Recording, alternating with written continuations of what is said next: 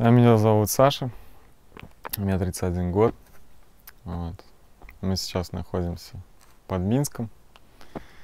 Я занимаюсь практикой развития уже 4 года, обучаюсь у Геннадия Гивина. И где-то неделю назад, 11 июля, я проснулся.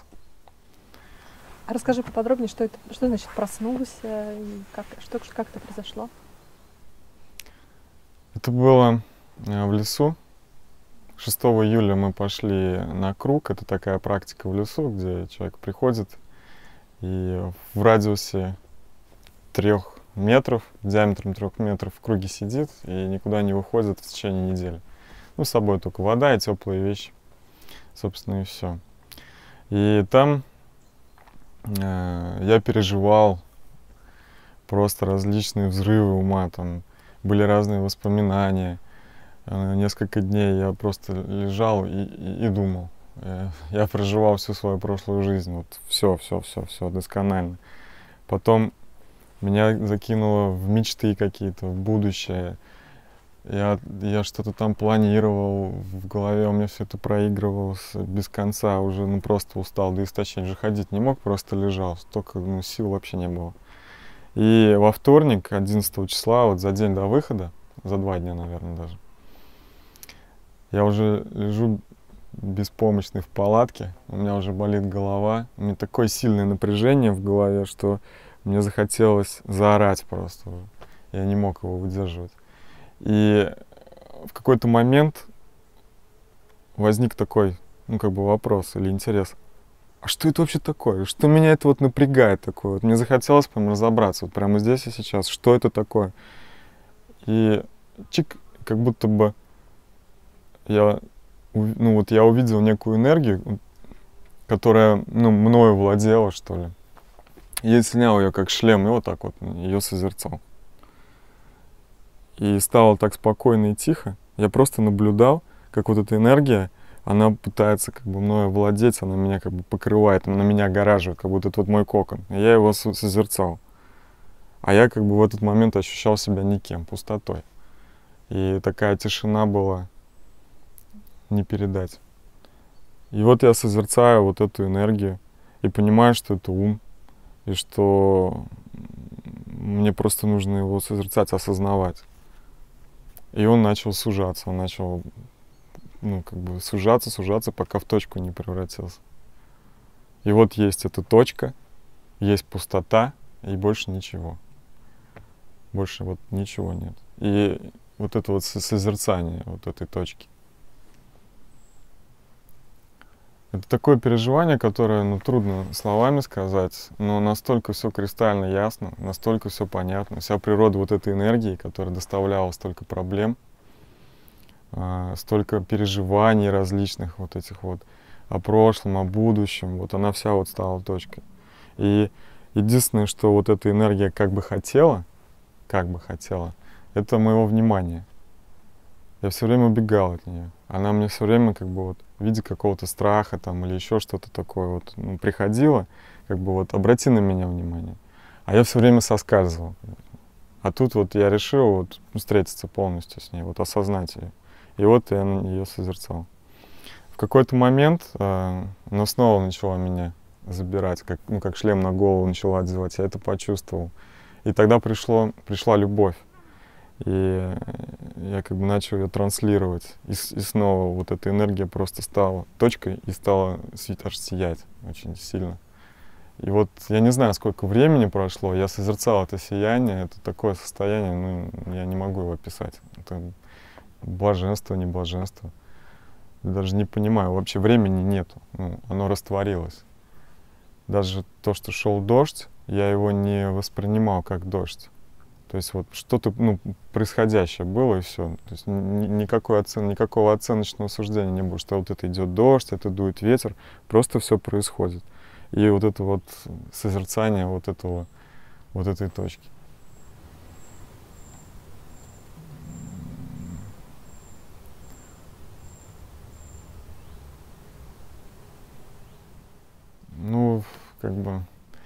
Может быть, и раньше были подобные опыты, да, но после вот этого настолько все четко стало, настолько это отпечаталось во мне, вот это понимание, я постоянно, ну, в любой момент времени к нему возвращаюсь.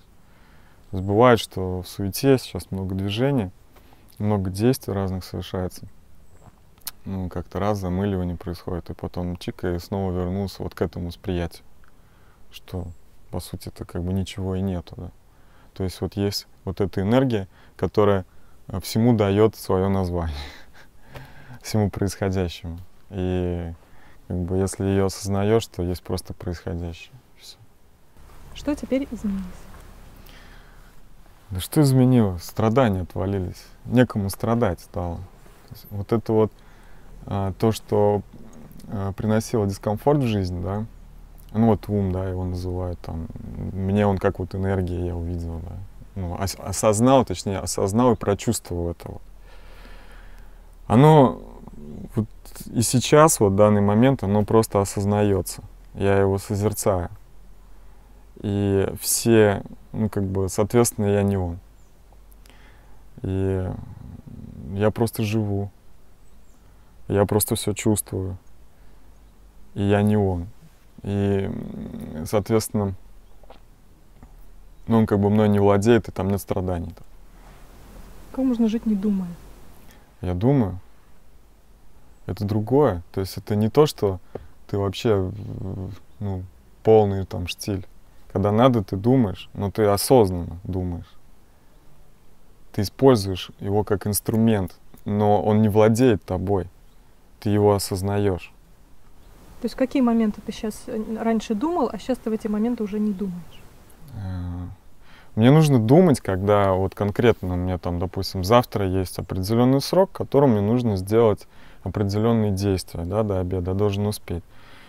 Я переключаюсь, я анализирую, что мне нужно сделать. Мне приходит решение, я это решение как бы принимаю, потом я переключаюсь на чувственное восприятие, осознаю вот этот инструмент, что он есть, и просто делаю действия. Меня не колышет в сторону, туда-сюда. А надо, ой, не надо. Там. Я для себя уже четко решил, принял решение, и просто идет действие. Вот когда идет действие, уже нету никаких. Ну, зачем думать? То есть лишняя энергия не тратится. Поэтому вот после пробуждения, я не знаю, я в день километров по 15, наверное, прохожу, и утром еще бегать стал. То есть ну, меня просто прет, я хочу движение. И у меня ничего не болит. А побольше про чувственное восприятие, потому что вот мужчины, они же не особо как-то чувствующие создания, да? Что у тебя здесь поменялось? Да, особенно я. Как бы в начале практики такое слово «чувственное восприятие» для меня было вообще недоступно. Что это? Ну, просто сердцем начинаешь чувствовать. Вот, как вот это сказать? Такое вот, когда переключаешь внимание на ощущения, где-то вот в районе груди такое блаженное состояние наступает. Это нужно затихнуть хорошо. Ну, может быть, в каких ситуациях конкретно ты сейчас что-то новое стал чувствовать, чего раньше не было? Дело не в том, что что-то новое. Просто есть любовь. Вот любовь, и все. И ее глубина.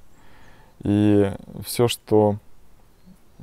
Вот я ощущаю, допустим, в какой-то ситуации со встречей с каким-то человеком раз какое-то напряжение. То есть несоответствие этой любви. И ну, я меняю опять на любовь. И всё. Я вижу, как человек меняется. Вот сразу же. Вот даже вчера опыт был, реальная ситуация, когда с людьми общался. Было 6 человек или 7. И пришли все в таком напряжении навстречу, да. А после встречи мы все обнимались. И это было так естественно. И это было вообще так нормально, как будто мы такие родственники. И даже те, кто вообще мимо проходил, они как бы случайно попали на эту встречу, они настолько прониклись. А всего-то навсего, я ощущал их напряжение и просто их любил это напряжение. В себе его как бы менял. На любовь его разворачивал, и все. И автоматически все люди начинают тоже такими же становиться. Ничего делать-то другого не надо. Все настолько просто, что даже поразительно. Но удивления нету никакого, просто это факт. Это так работает. Может быть, что-то еще поменялось в переживаниях, в ощущениях, в образе жизни, в образе восприятия? Поменялось, вот интересно, что заметил. Вот это весь такой большой мир, да, как вам кажется, тут столько всего, как будто бы вообще тут и такие события, и такие события. Вот он когда в точку сжался, в момент пробуждения, вот весь мой мир, а мой мир — это мир моих представлений о происходящем. Вот мой мир. Это мой фильм. Я его сам себе придумываю, постоянно. Верю в эти представления об окружении, ну верил до этого. И на них там, их боялся еще. Ну то есть такой бред вообще, что не передать. И когда вот в точку сжался, я понял природу вот ума, да, он как бы специально, он как ребенок, он не хочет меня не наказать, он вообще, он просто хочет внимания, вот он как маленький ребенок, вот мне прям представилось, вот у нас занимается пара семейная, да, у них вот 3-летняя девочка Настя, и вот прям вот Настя копия там, вот если ей внимания не уделять, она начинает капризничать, она начинает там кричать, там бегать, орать что-то там. А как только ей начинаешь внимание уделять, я специально тоже пробовал, там вот раз внимание уделять, она прям такая вся послушная, тихая, все, она получает то, что хочешь. И ум такой. Если его, ну, как бы вот не любить, не транслировать любовь, он превращается в тирана. Он создает вот эти вот все иллюзии относительно происходящего. Ты начинаешь в это верить, тебя начинает трясти, и вот тут вот механизм страданий включается. Если вот эту любовь в себе генерировать, вот как бы становиться подобным свету, мы это называем, все, вот он, в точке. Его как бы, он не нужен. У него работы нету. Потому что его работа меня делать подобным. Он как я не знаю, как его назвать-то? Лакмусовая бумажка? Как бы да. Как учитель. Если я вот на сердце не переключаюсь, да, то он сразу начинает палочкой махать. Если я делаю то, что нужно, да, то, что для чего вообще я родился, я это сейчас очень четко осознаю, чтобы переключиться на это чувственное восприятие, то все. Никаких проблем. Говорят, что человек вот так подходит к своему настоящему «я». Можешь как-то прокомментировать сейчас эту фразу? Ну, что тут комментировать? Это пережить надо просто. Настоящий «я». Если это все в уме, то это все игра, там, настоящий «я», истинный «я», ложный «я». Там любую иллюзию покажет. Настолько это все тонко. Когда ты в ощущениях твоих происходит трансформация, опять сжимается в эту точку, некому комментировать, ты просто все осознаешь, ты просто все чувствуешь. Ну, вот я себя ощутил как пустота, из которой любовь рождается. Вот есть пустота, как бы и все, или там поле мы это называем. И вот из него, как бы вот из меня, из него, все одно, рождается вот эта любовь. Еще говорят про то, что все твои желания, которые, ну, все желания человека вообще, да, вот в жизни, которая происходит, вот они в своей основе на самом деле желание вот так пробуждения вот такого. Действительно это так? Вот ты сейчас это действительно видишь?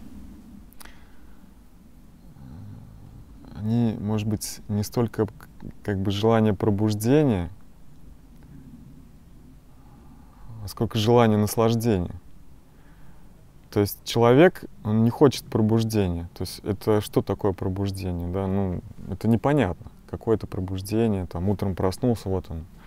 Он хочет быть счастливым, это конкретно. Он конкретно чувствует, когда он несчастлив. Это конкретно. И ему хочется это исправить. И ему кажется, что ему нужно чего-то добиться, какое-то, ну, что-то сделать, там, кем-то стать, чтобы быть счастливым.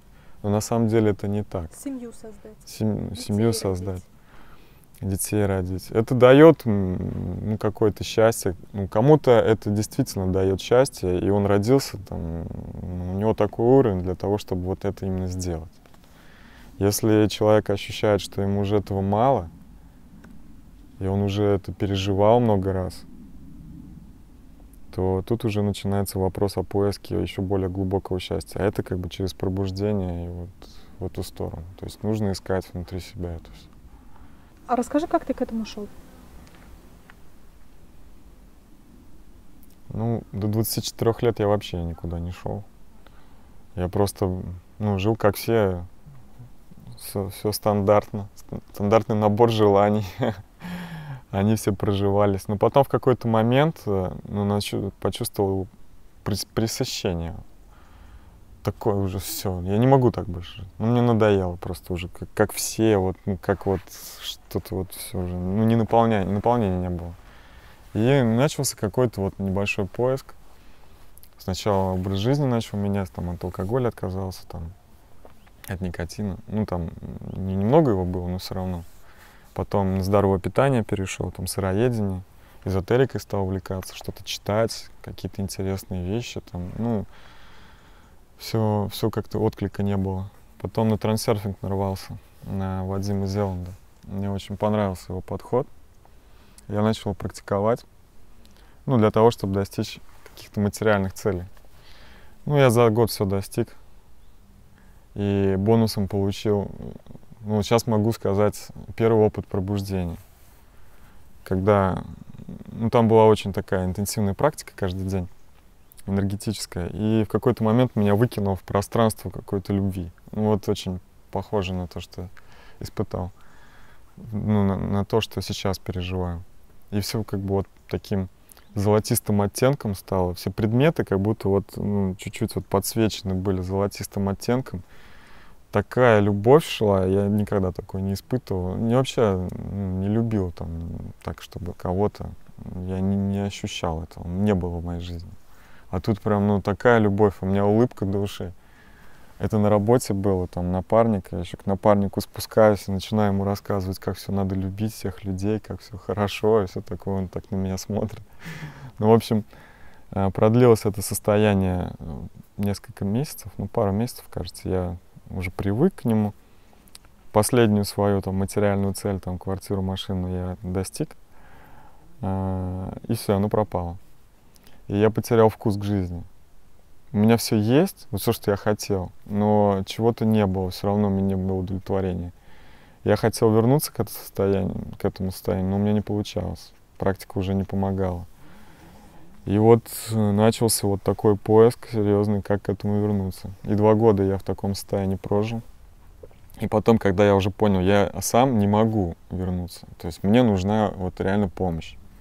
И у меня был очень сильный запрос на помощь. То есть, ну, не знаю, что это человек, который поможет, еще кто-то.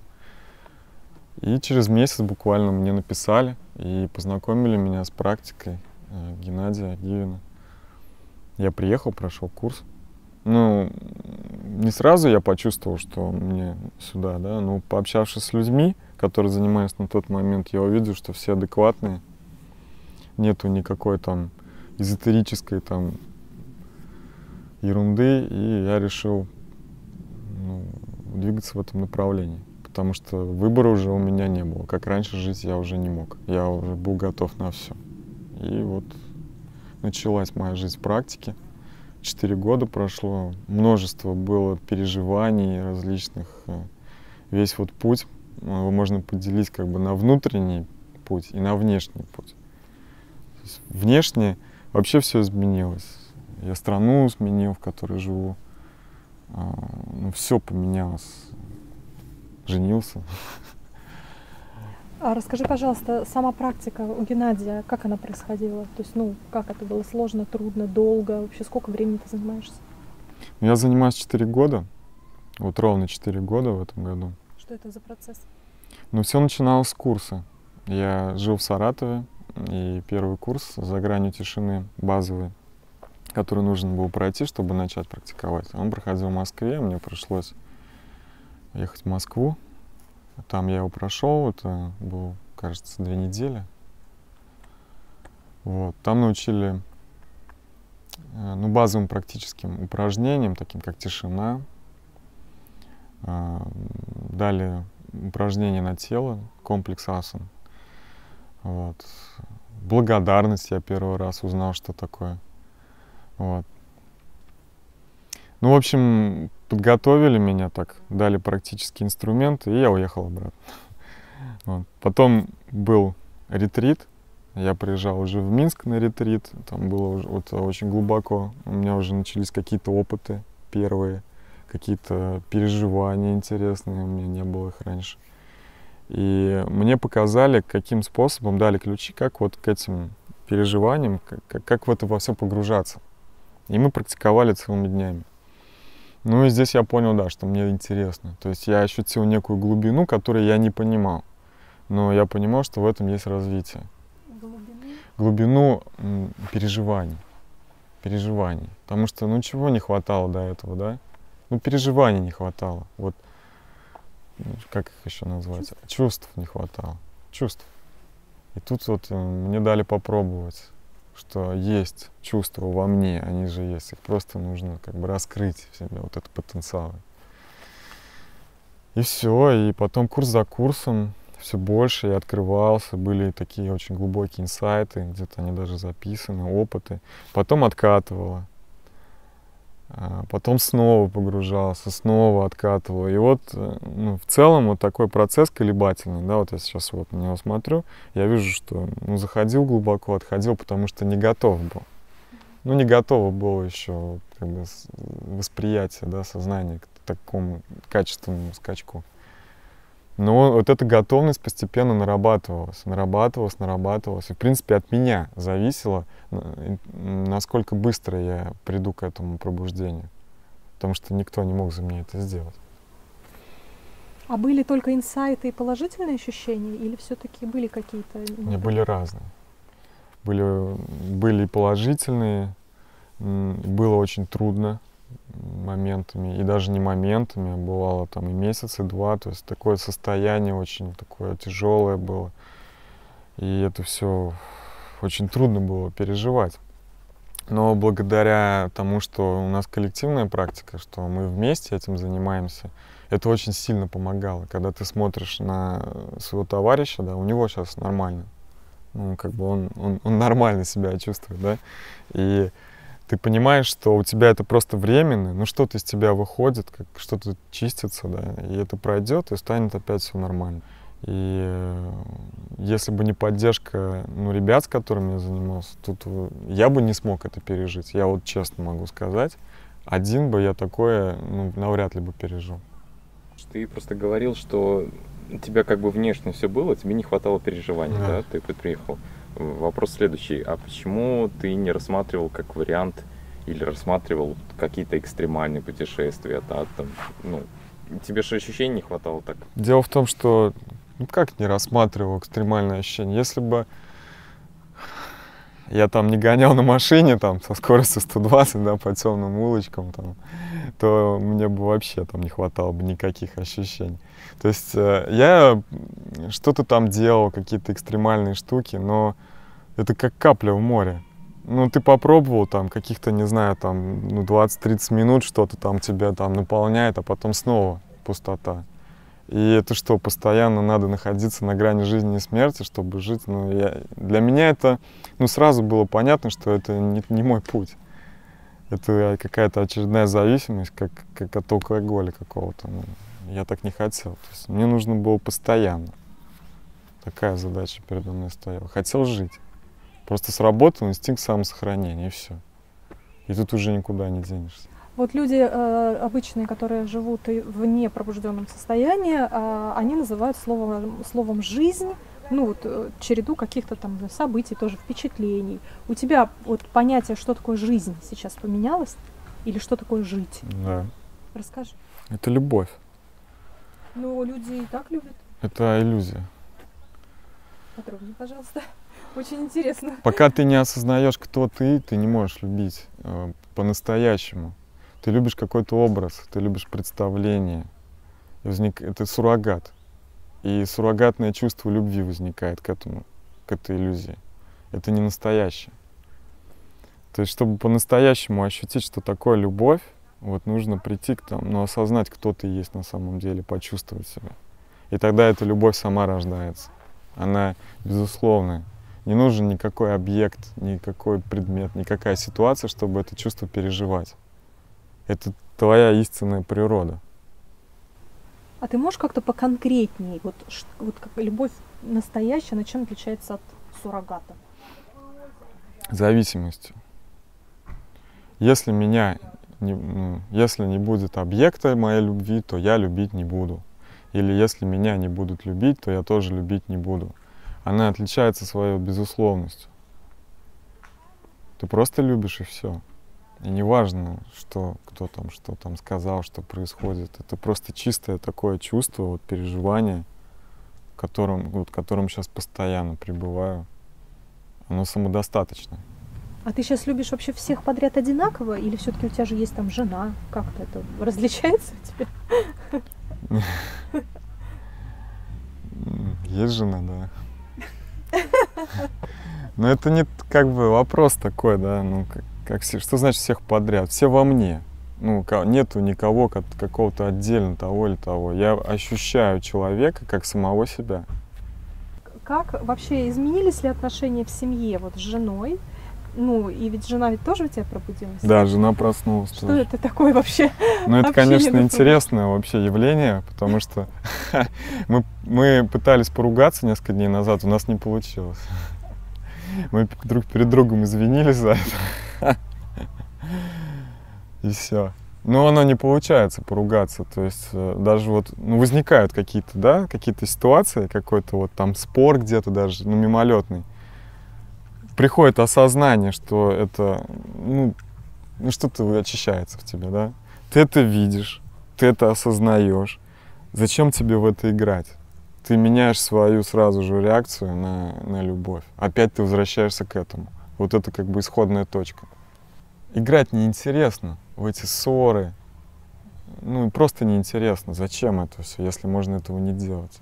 Тратить эту энергию. Какие-то не те переживания, они низкочастотные, что ли, да. В чем же сейчас острота жизни? Эмоции, я в них не вовлекаюсь, там. И что? А жизнь-то в чем? Вот в переживании настоящего момента. Оно оно тоньше, чем эмоции. Оно просто, это как свет, я не знаю, как тебе объяснить. То есть это, есть такое блаженство, да? Когда вообще все хорошо. Тебе не нужны никакие эмоции, чтобы наполниться. По сути, мы в себе вызываем какие-то эмоции, да, через ситуации, чтобы получить какое-то удовлетворение. А здесь оно не уходит, оно всегда есть, это удовлетворение. Ты сейчас как-то реализовываешь, у тебя есть какие-то таланты, правильно? Ты как-то сейчас, можешь их как-то лучше реализовать, или что с ними сейчас тут? Что? Какие у меня таланты? Я умею материализовывать мысли-образы. И я сейчас к этому возвращаюсь и это делаю. Сильные стороны какие-то. Сильные. Я не знаю, я не оцениваю, какие-то есть происходящее, да, есть в настоящем моменте какая-то задача. Она просто решается. Я себя, какие у меня сильные, слабые стороны, не знаю. Мне хочется эти знания донести, мне хочется создать инфраструктуру в виде учебного центра, в который могли бы приезжать люди, чтобы эти знания получить, чтобы мы могли им это передать быстро, чтобы они не сами годами занимались где-то что-то как-то, а приехали раз и получили это. И я вижу, как эту инфраструктуру создать, и я понимаю, что на мне это лежит. Я понимаю, как это сделать конкретно. И у меня есть даже для этого сроки. И все. Мне только остается, чтобы делать действия в этом направлении. Ты сейчас хочешь что-то для себя? Хороший вопрос. Это для себя и для другого, да, оно соединилось. То есть, как объяснить?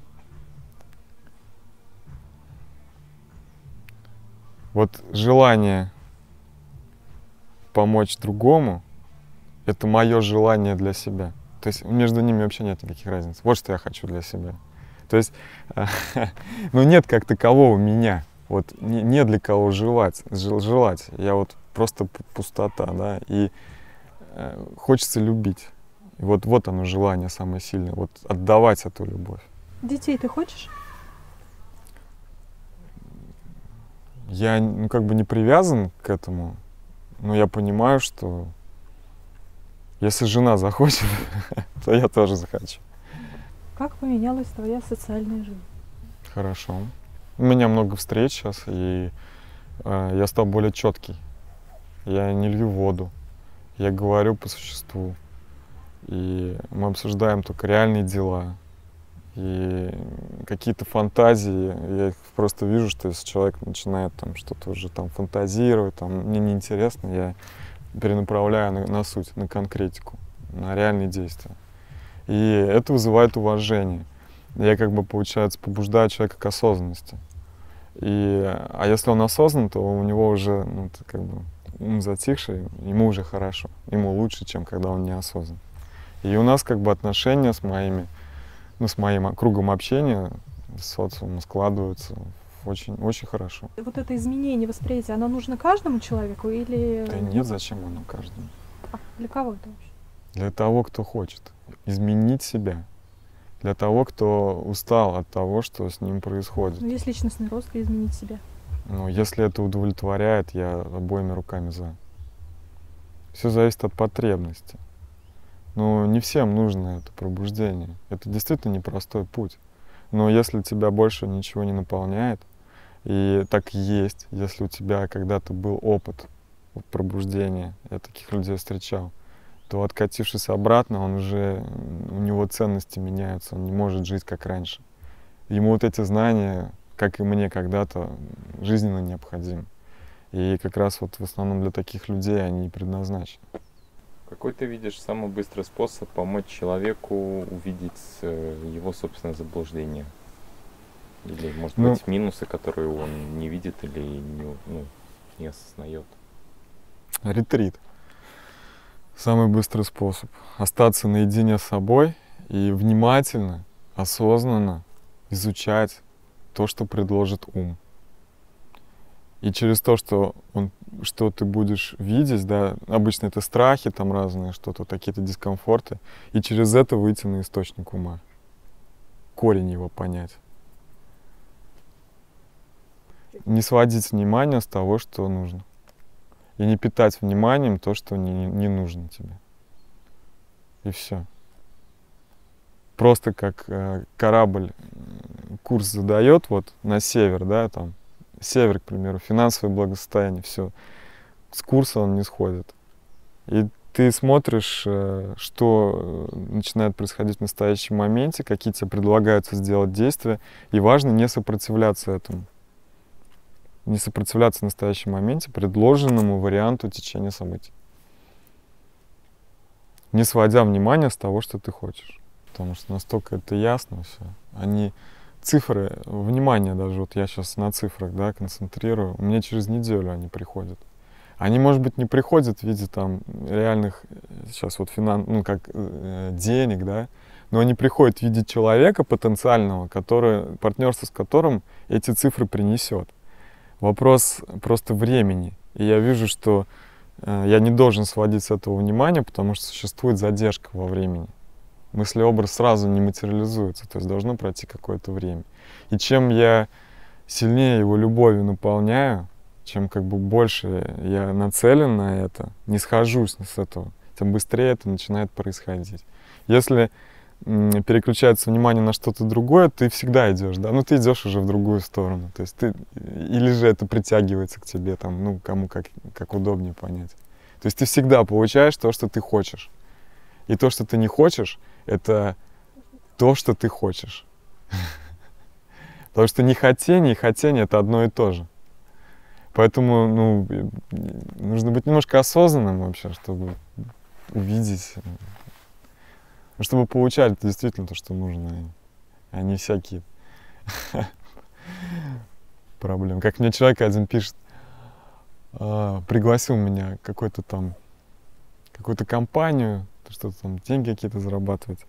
И мы с ним разговаривали, он мне такой уже открылся, такой, как мне надоело все, как мне надоело это безденежье, как мне надоело там уже жить вот так вот там на съемной квартире. То есть все вот, у него внимание на том, что ему не нравится. Он никогда из этого не выберется.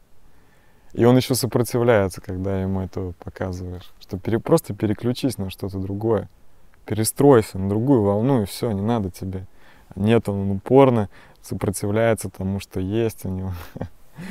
Ну как, тут надо наесться. Здесь уже по-другому, я не знаю как. Устать нужно. Скажи, что сейчас происходит с твоей личностью? Она скукожилась, отвалилась, расцвела, что с ней? Она просто осознается как инструмент. Все те качества, которые были наработаны до этого, они присутствуют, ими просто пользуешься. И также я вижу, что можно сюда что-то добавить еще. То есть, ну, реально приобрести какие-то новые качества, пойти чему-то поучиться. Если есть такая необходимость для достижения цели. Ну, я вижу ее. И я намерен это делать. То есть личность будет развиваться тоже. Ну, и откидывать ее нет. Есть просто цель. И под эту цель вот эта личность подстраивается. Если сейчас будет какой-то агрессивный человек рядышком, ты будешь как-то реагировать по-другому на него, ну, имеется в виду не внутренне, а внешне, например. Ты будешь его любить, стоять, пока он у тебя будет там.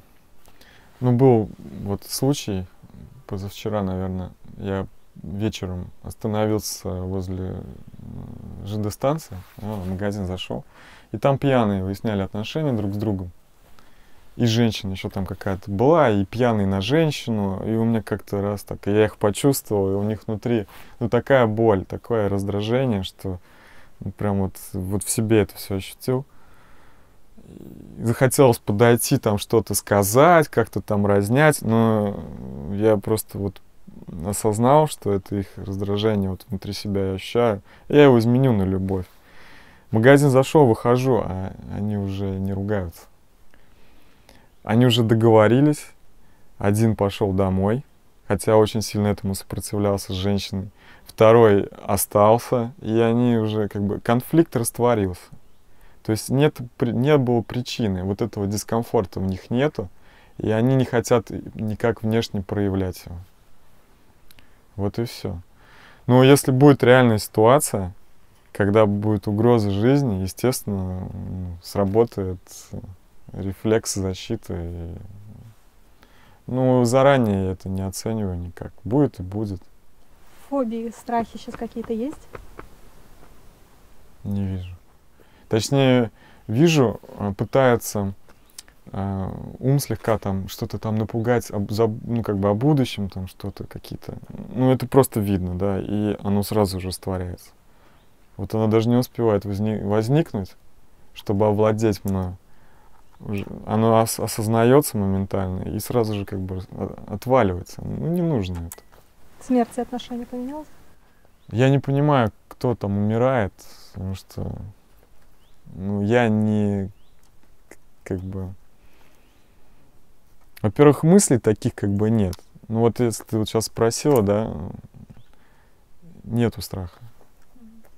Нету реакции страха на твой вопрос. Если болеть начнешь, какой-то диагноз поставить? Я знаю, что мне нужно делать. Мне нужно просто тотально принять и полюбить настоящий момент, что бы в нем ни происходило. Это вот как мантра, да, это вот понимание, которое просто которым я пронизан. И что бы ни происходило, там, смерть, болезнь, там, или еще, я должен делать это. Все остальное уже будет как следствие. А это самое главное. Без этого я вообще не живу, меня не существует.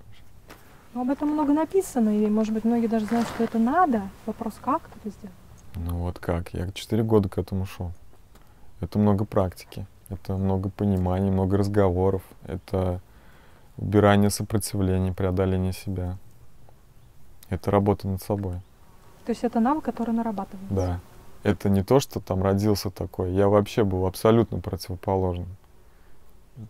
Просветление, пробуждение, какая-то йога. Это было, ну не знаю, если бы мне 10 лет вот об этом назад сказали, что я буду такими вещами заниматься, ну,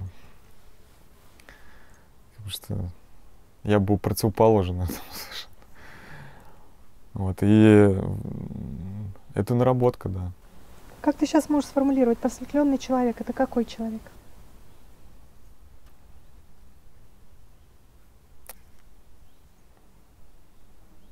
Такой, какой он есть. Какой человек? Вот он такой вот.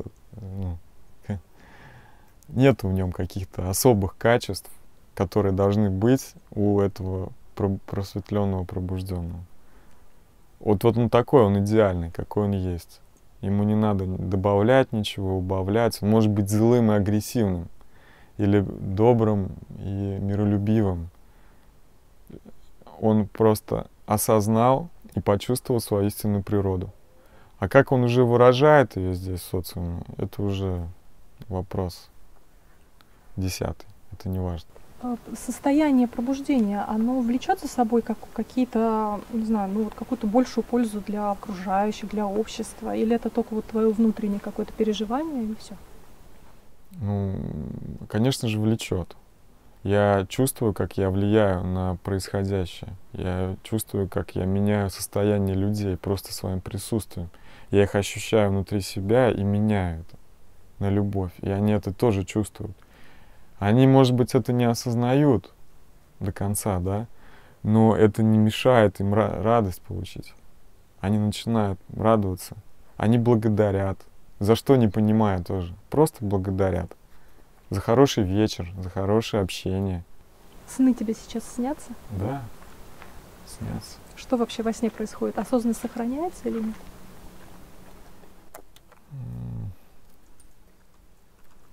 Я последние дни так устаюсь, ну, сильно, что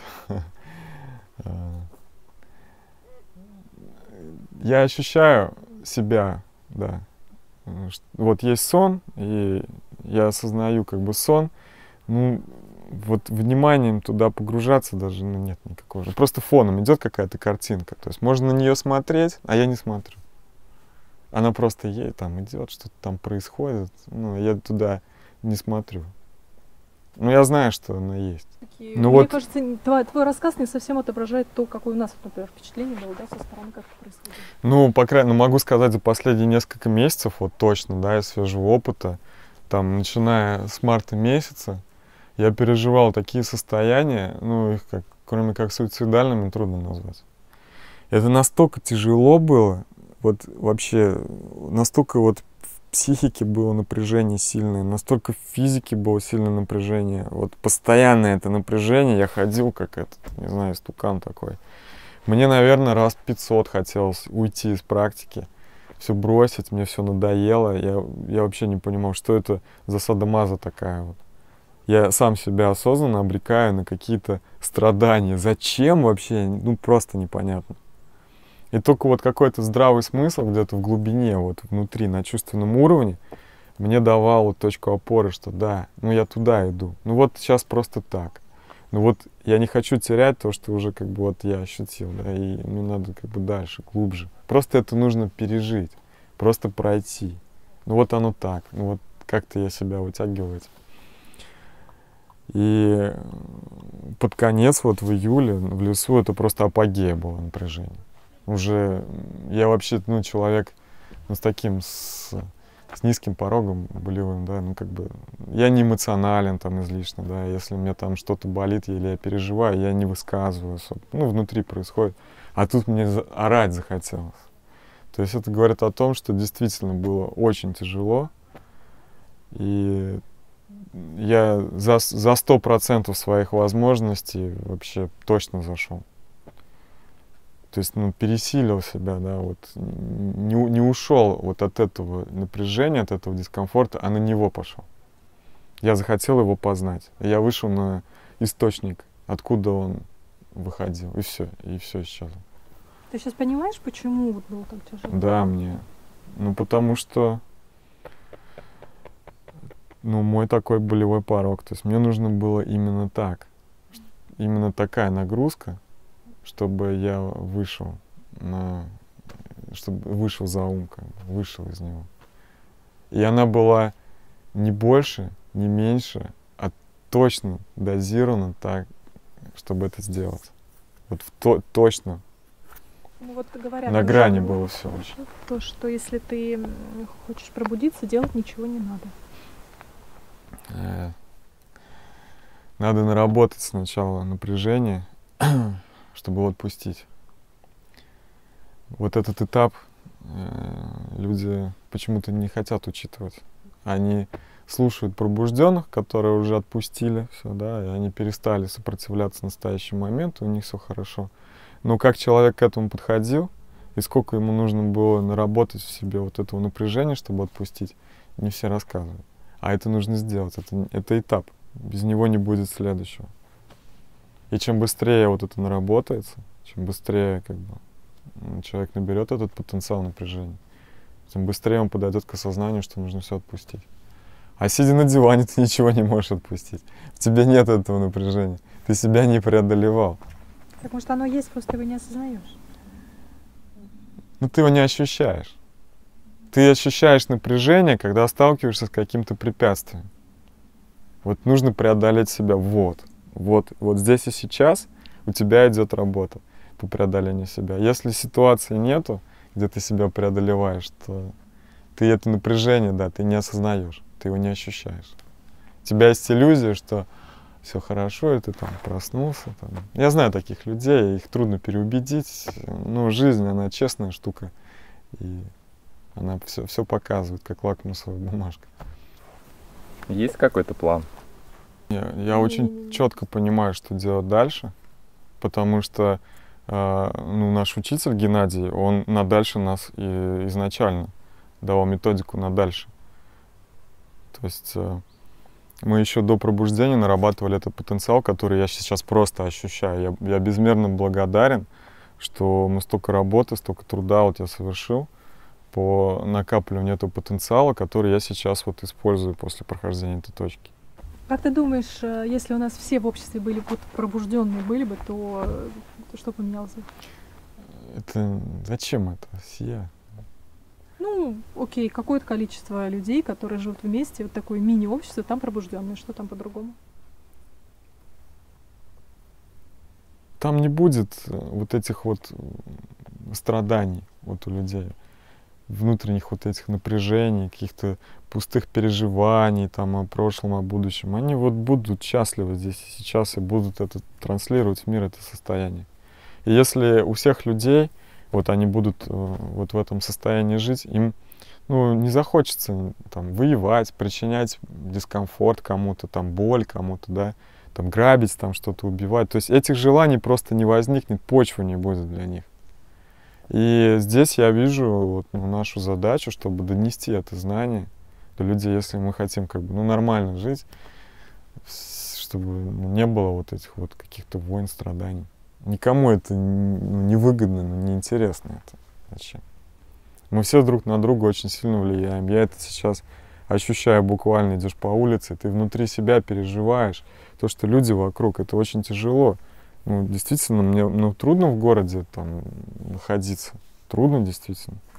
И хотелось бы исправить эту ситуацию, чтобы было легче всем, чтобы люди не страдали. И есть инструменты, как это делать. Если вот нас таких будет 50-100 человек, то мы, такая сила.